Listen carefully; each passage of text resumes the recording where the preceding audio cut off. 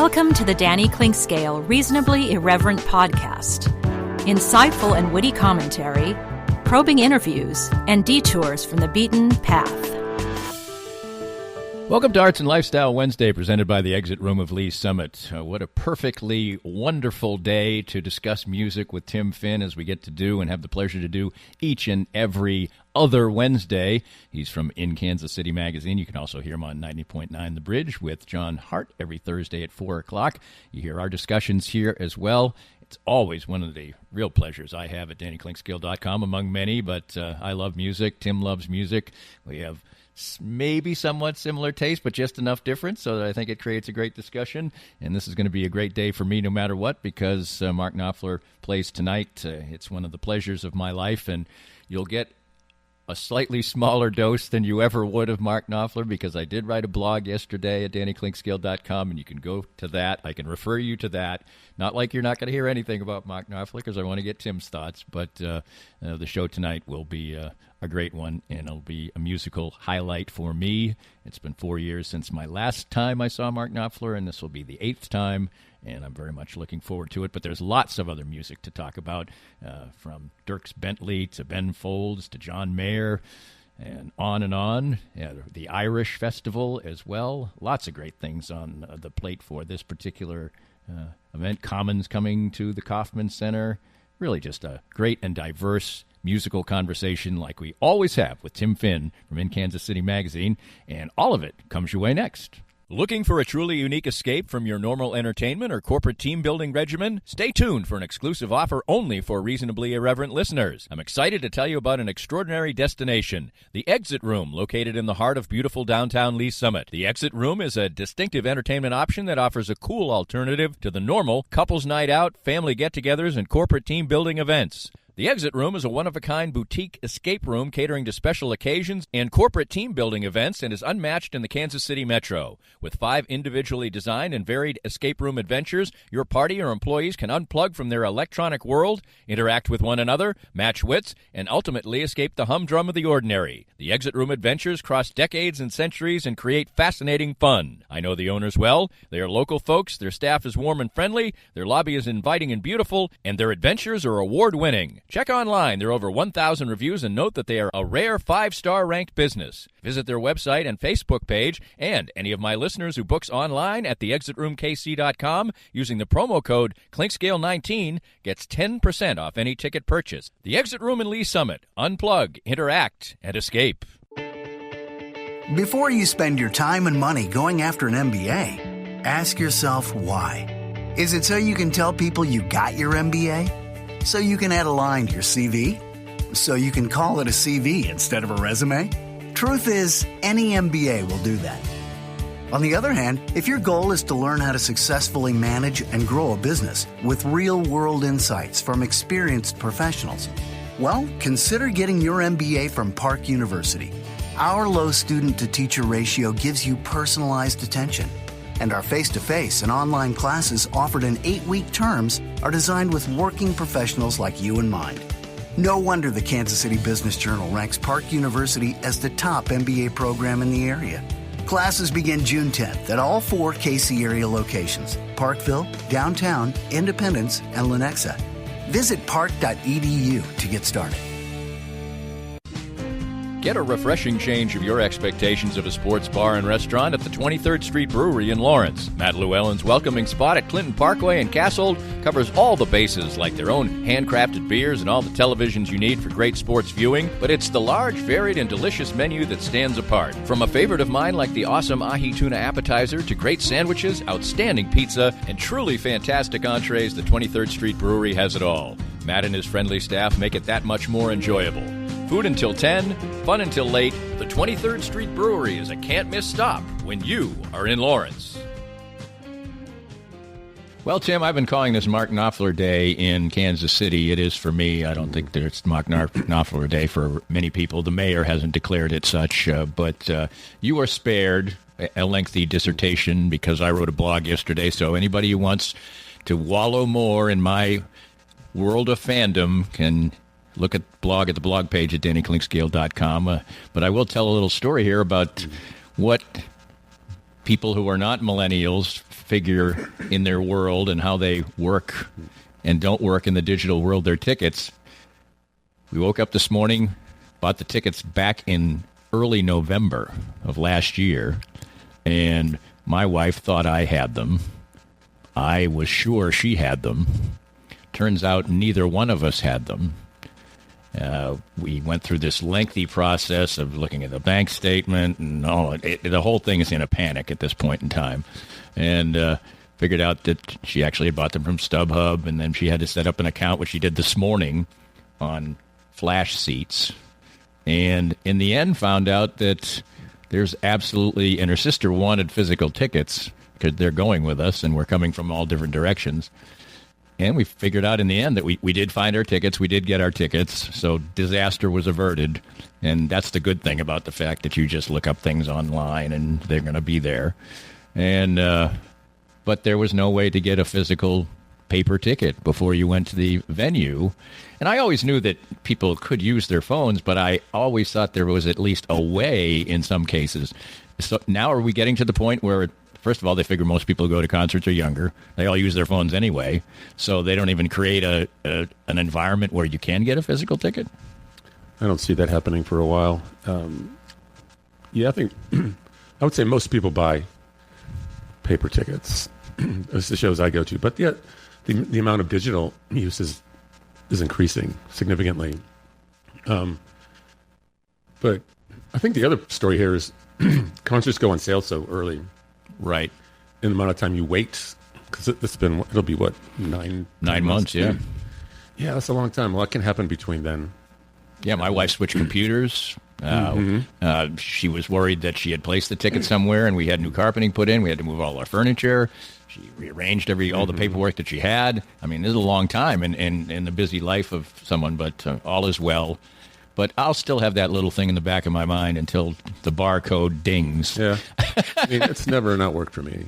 And I've been able to, if I'm going with someone, screenshot it and then send it to them, and then they can use it. Right. And there was a transfer process that was available, but, since we'd never done it, we didn't want to risk it. So we have to meet up with our sister and brother-in-law and look forward to enjoying the show. You reviewed a couple of shows in the last couple of weeks, and almost a couple of weeks ago now, Ben Folds and the Violent Femmes played somewhat disparate type of acts, but not completely. So the Violent Femmes were up first. I get the sense from your review that maybe you thought the Femmes were more into it, or perhaps. Yeah, I think that's fair to say. And like I pointed out in the review, this was the last night of the tour, so it was only like a 17-show tour. It wasn't like they were on the road together for 6 months. But somebody before, I know someone that works merch at Starlight, and she posted online that if you want to get Violent Femmes merchandise, get it before their set, because it's not going to be there after the show. They are packing their stuff up. They want to get out of here. So right. I guess maybe that mood was in the air.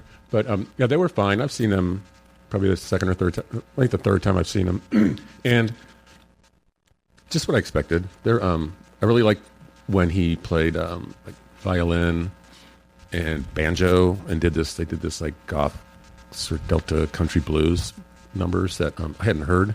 I had not heard them perform live. And that was a really nice twist, and I thought I could listen to an album of this easily. So those were the two best moments of the show for me. And they did, Blister in the Sun, and they did their songs are they're unique. I don't know anybody who sounds exactly like them, and his voice has a lot to do with it. Right. It's a voice that a lot of people just can't stand for even a song. So, but none of their charm has gone away, and they've been at this since the early '80s. So that was fun. It was good pairing. Yeah, Ben Folds. I mean, if there's any overlap between the two, it's lyrically where they're very inventive, and they're sometimes pretty dark, even with a poppy melody. Or yeah, that's kind of at least Ben Folds' trick is you're bouncing along to this sunny melody, then you realize what he's writing about. It's like, wait a minute, that's not happy. And but just they put a lot into their lyrics, and they managed to typically compose engaging melodies. But he was his normal self, although every time I've seen him, and I've probably seen him 7 or 8 times, there's always been this moment where he just stops and gets the crowd going and orchestrates something, and he's just it was usually a little more involved between songs, and that was toned down significantly, and it was still fun, still energetic, but his set was not even 80 minutes. So, but co-headliners, that's kind of typical. But it was fun. I mean, it was a really big crowd, and no major complaints.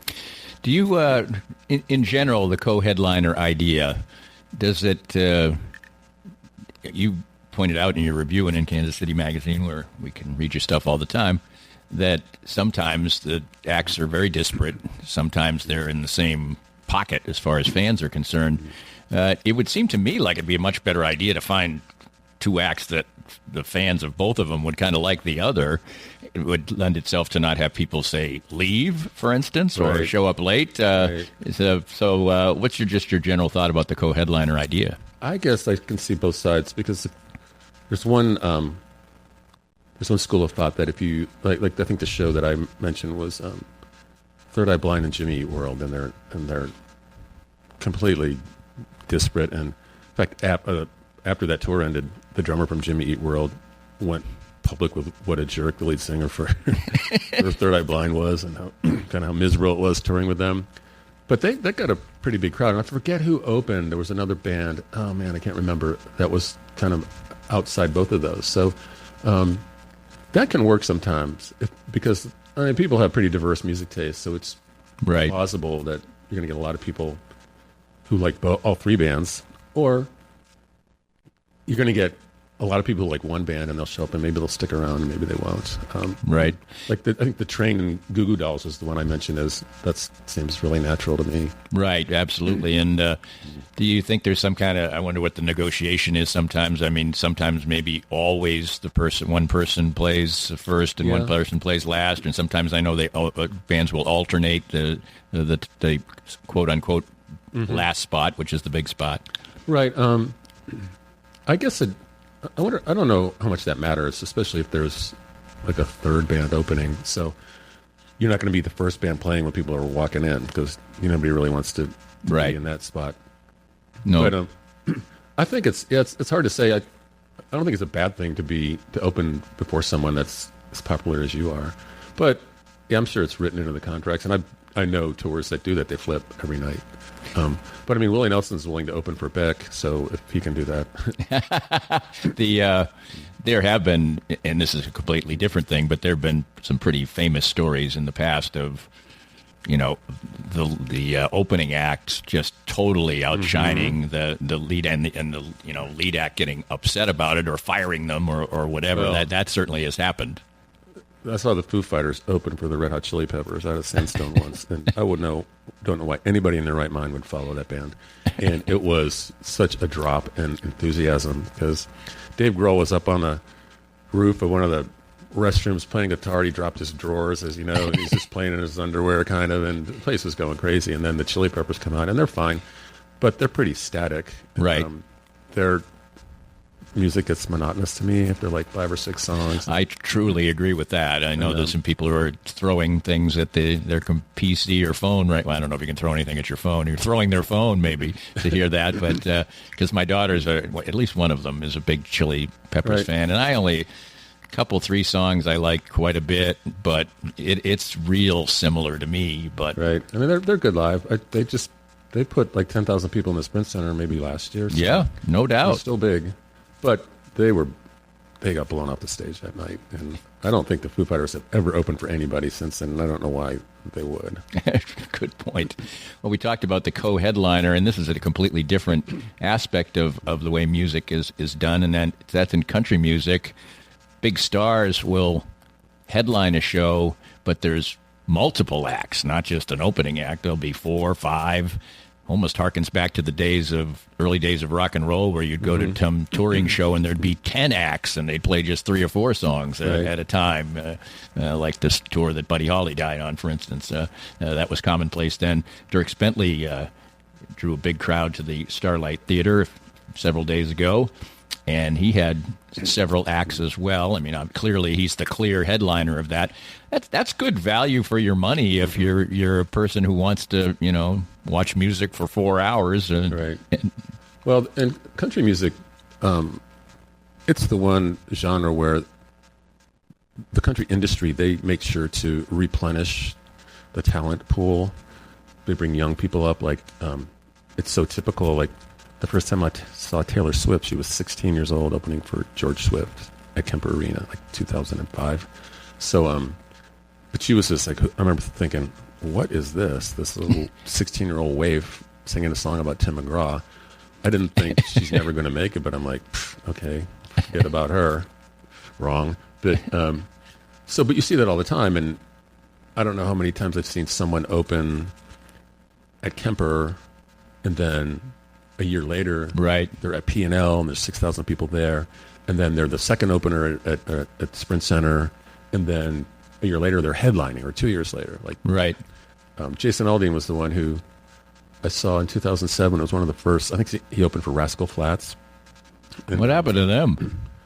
Oh, I don't know. They, I mean, they were the stuff there for a while. I mean, yes, they're the epitome of country music that isn't country music. Yeah, no doubt. I don't know what that is, but it's not country. But yeah, so I mean, they were huge, and every time they come here, they sell out. But they haven't been here in a while, and I don't know. Yeah, maybe that's why maybe they've taken a hiatus. I don't follow it closely enough to know. I always found them.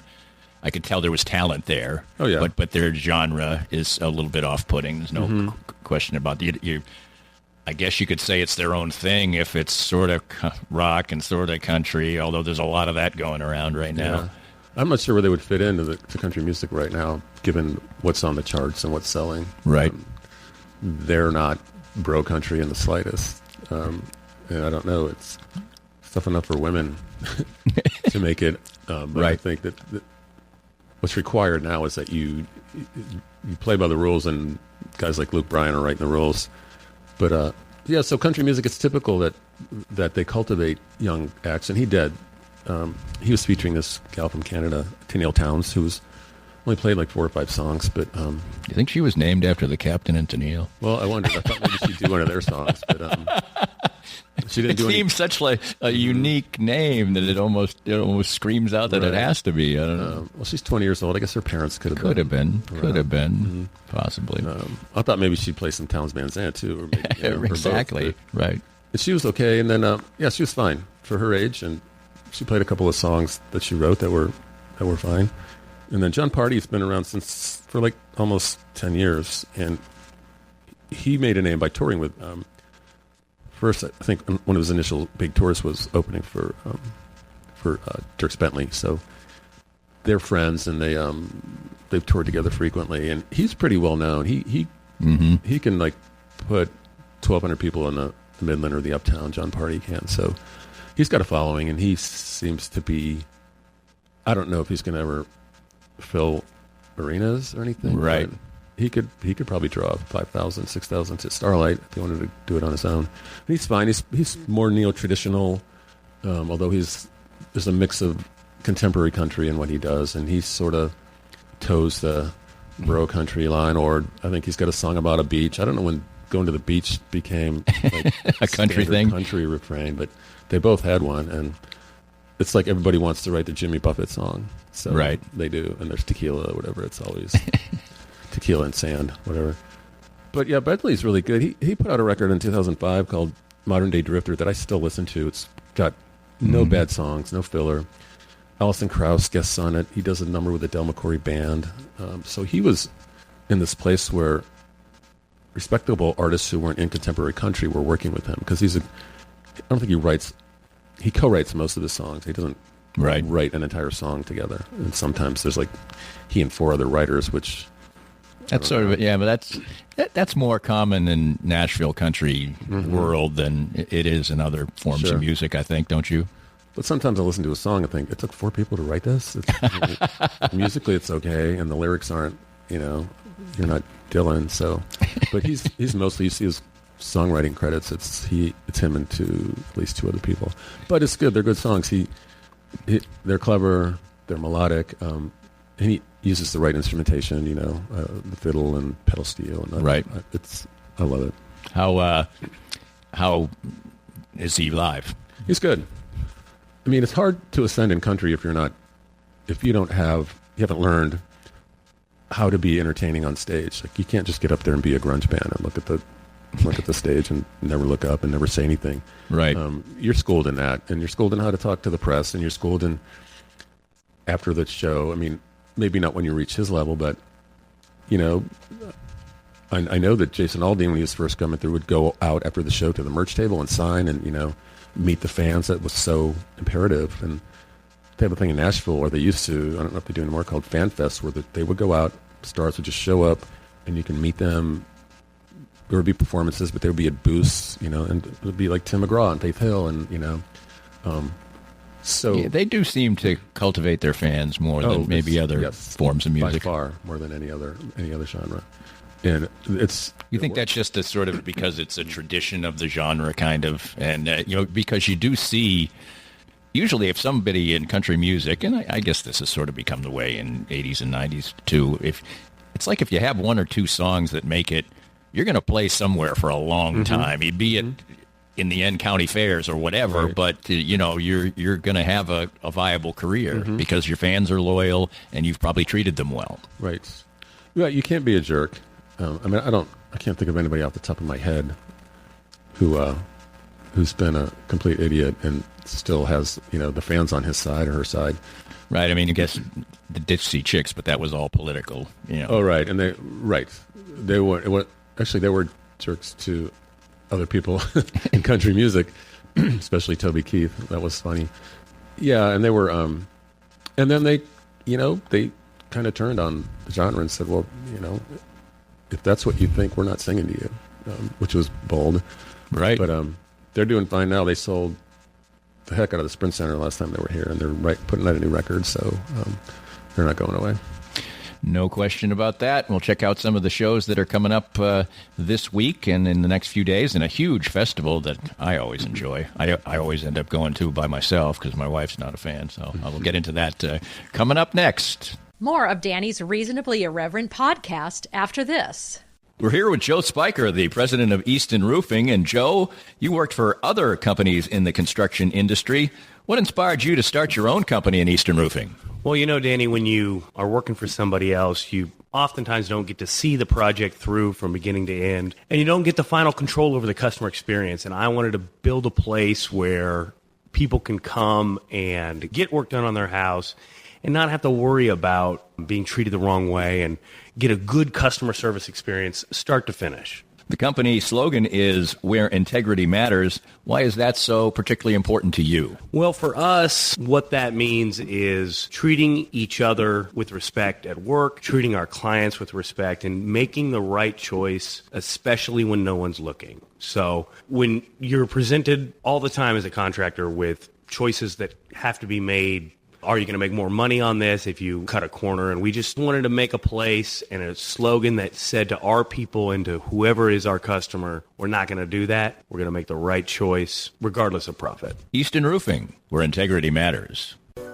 For many people, a family law case will be one of the most difficult experiences in their life.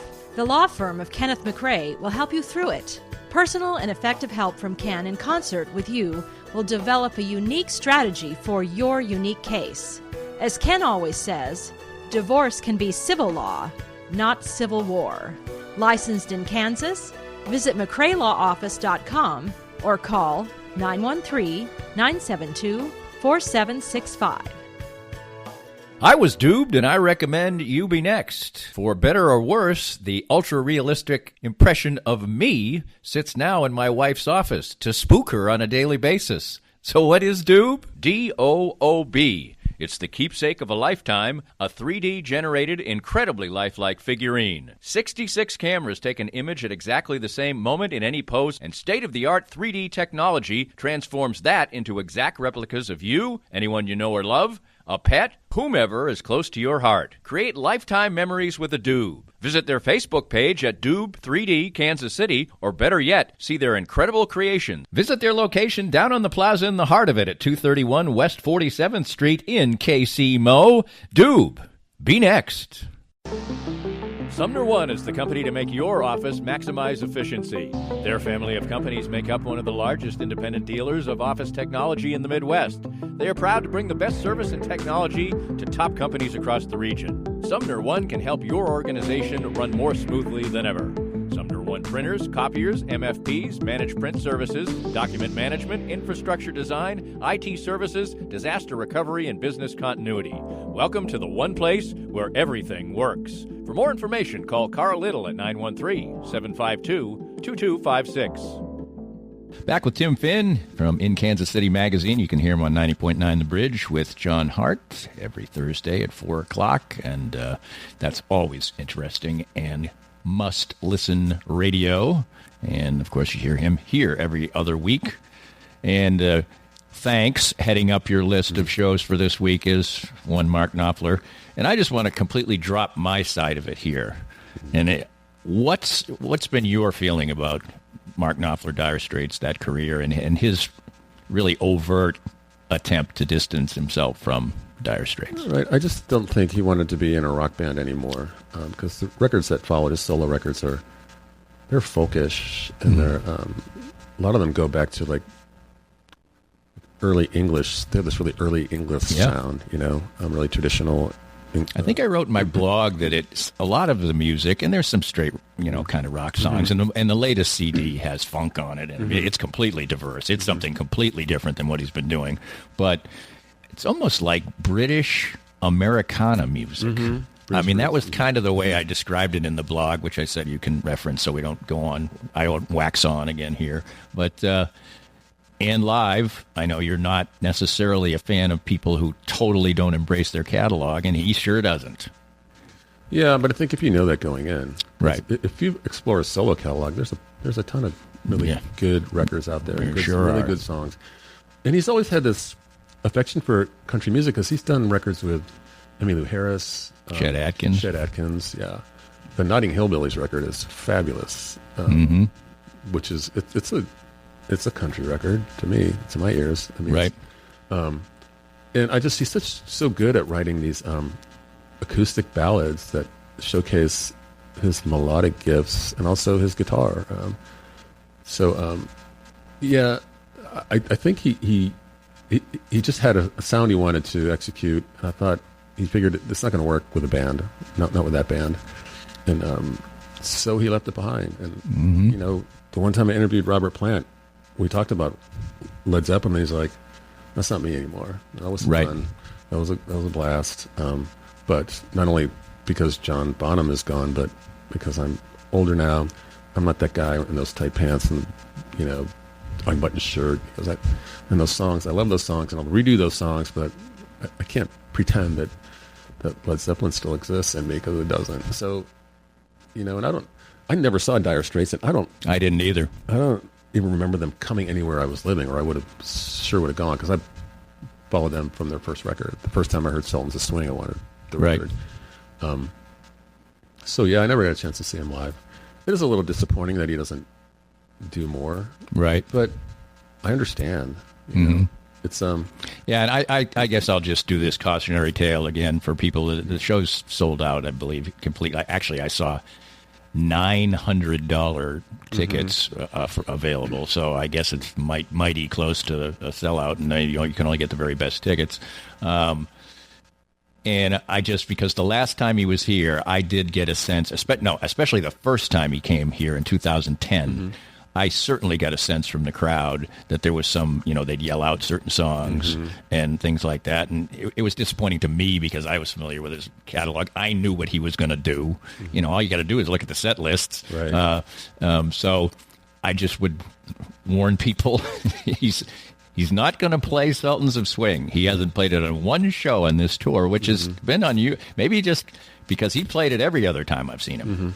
And he is playing, however, maybe it was just a nod to the fact that he hadn't played Money for Nothing except for the first time I saw him, which is fine by me. I'm not the biggest fan of the song anyway.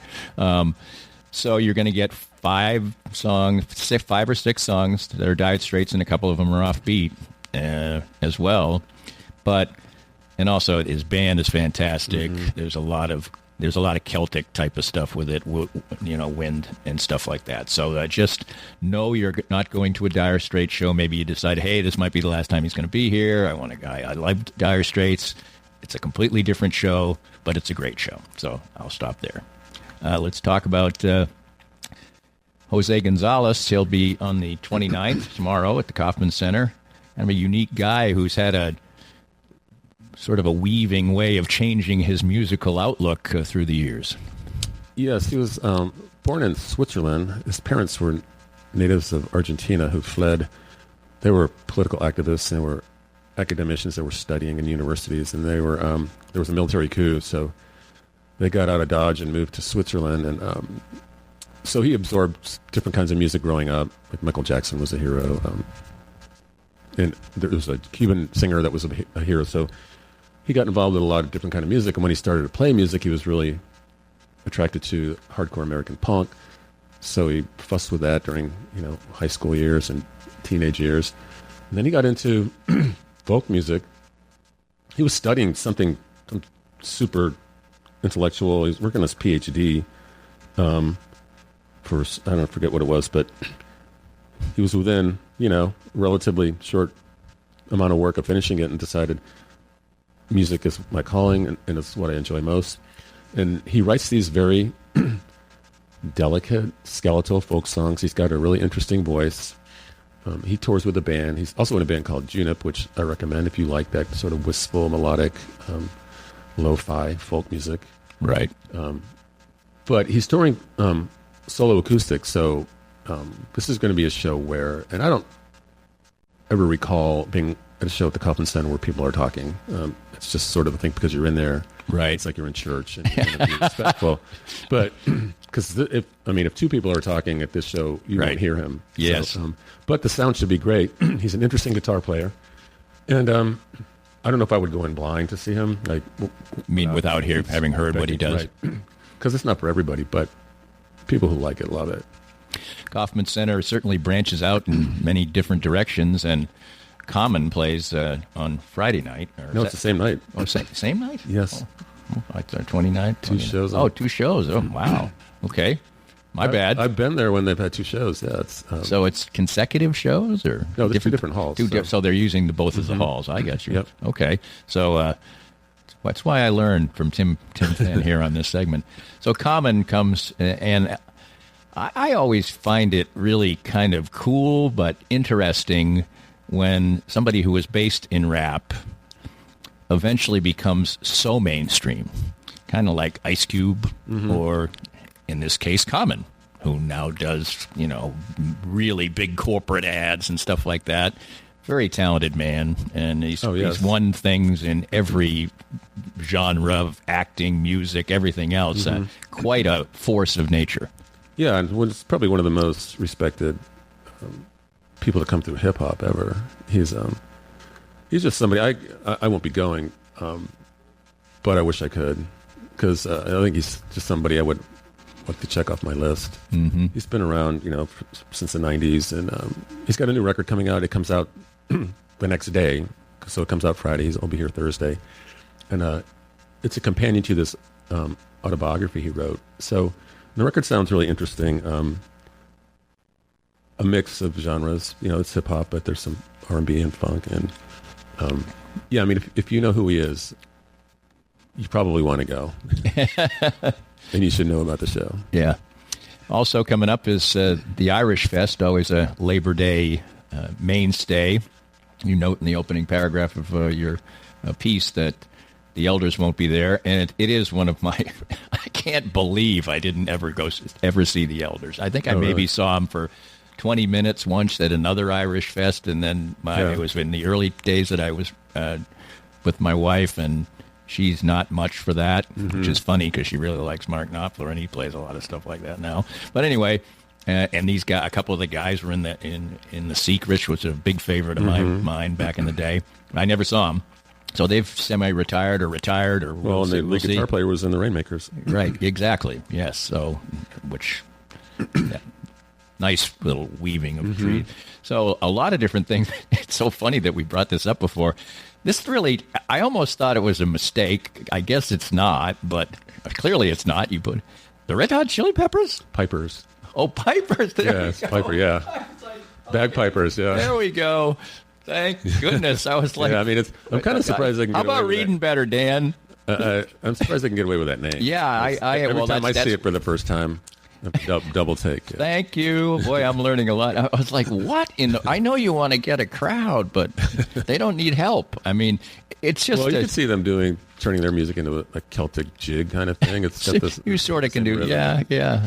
And there's multiple stages. If you haven't been, I mean, you've got to like big crowds, and you've got to like, it's kind of a mess there, no doubt. If you don't like thousands of people sharing your personal space, drinking, wandering around, drinking a lot of beer, and food trucks and all that type of it. But I just love it. I do too. Anything where there's fiddles around everywhere, I'm in.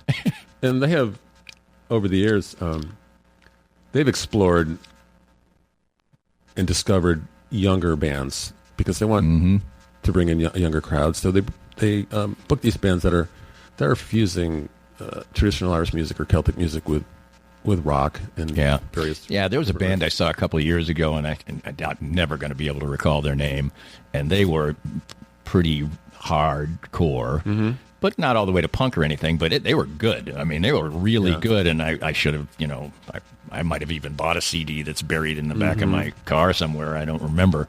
But so they do feature people you've absolutely never heard of before that have a lot of talent, bring in people from overseas. Well, there are people on the board who go to Ireland and just sniff around the bars and see what's going on, see maybe for a year or two they can persuade somebody to come over here and tour and stop at the festival. So the lineup changes, but there are some consistencies. Like Gaelic Storm plays a lot, but the one that was constant was the Elders, who and they always closed it on Saturday or Sunday night before Monday, Labor Day. And I mean, the last time I was there, it was like Springsteen was playing in Atlantic City. Like the size of the crowd that shows up and goes so far down Grand Boulevard, and you can barely see the stage, but they've got sound throughout, so you can hear them. But it's just like a ritual that people were not going to miss every year. And I'd highly recommend you seeking out some of the side venues, and there's really some good entertainment there, and people who really love their music, and that's always something. And there's like a cultural tent where there's history, there's cuisine, there's a comedy stage too. I went one year. There was this really funny guy from Dublin. It was hilarious. So there's plenty to do. It is. It's fun. And on a completely different level, John Mayer plays the Sprint Center on the 2nd. Labor Day, yeah. And he certainly had his twists and turns. Kind of a shame, really, that he did so many things that kind of sent his career spiraling, because I think because he was such a pretty boy and he dated numerous famous people. And then talked about it. People, they got past the fact that, he's a fabulous guitar player and a very talented guy. Yeah, he is. But there's, I've read a few discussions about his guitar playing, and there's some people who say he's one of the best of his generation, and he's playing with the Dead and a version of the Dead, and he's respected by other guitar players. But others say he's basically a hybrid of like 4 or 5 players. Like he's derivative. He's derivative. He's not doing anything unique or special. I would agree with that. He does really well. Yeah, I would say he's a good craftsman. I mean, there's not a sound there. You can't say he's got a sound of his own. Like when you hear Santana or Mark Knopfler, you know it's them. Right. You hear John Mayer, without knowing it was him, you would, I don't know, could be anybody. Right. But he puts on a good show, and Kansas City loves him because I'm sure they're going to be. I was looking when I was providing a hyperlink to the Sprint Center. I was looking at the seating chart, and he's sold a ton of tickets. Like it won't sell out, but it's going to be 90% maybe. And off the top of my head, I really can't think of any of his songs, and then I'd probably hear 5 of them and I'd know them. He wrote that song, "Your Body's a Wonderland." Yeah, there you go. Big one. Which is a good song. He's written some good pop songs. Yeah. There was a time when my younger daughter was a big fan, and I took her to one of his shows once. I think she's moved on a little bit, but she's in her 20s now. But you would go to shows, and there definitely a lot of ladies there, and some of them, there were time were teenagers when he was close to being a teenager, but he's in his 40s now. I don't begrudge him, but he has made some really bad moves and pays for them. Yeah, he has. Seems to be in a better space in his life as well. Tim, anything else on your musical mind this week? Busy month coming up because I'll be at that show Monday. I'll be at Casey Musgrave's a couple nights later out at Starlight, and I'm really looking forward to that. She's someone I've been following since she put out her first record, and I love what she's doing because she's managed to infiltrate country music a little bit. She won a Grammy for Album of the Year, which country radio isn't really playing her. And it's right. What's wrong with you? So I'm looking forward to that. She's someone I really admire for what she does and how she does it. Tim, always a pleasure. Look forward to seeing you soon. See you in a couple weeks. All right. We hope you enjoyed the latest Danny Klingscale Reasonably Irreverent podcast. Come back soon for something fresh and new. This podcast was made possible by our great sponsors like the Exit Room of Lee's Summit. Come with friends, family, colleagues, or a team to tackle the challenges of this unique escape room.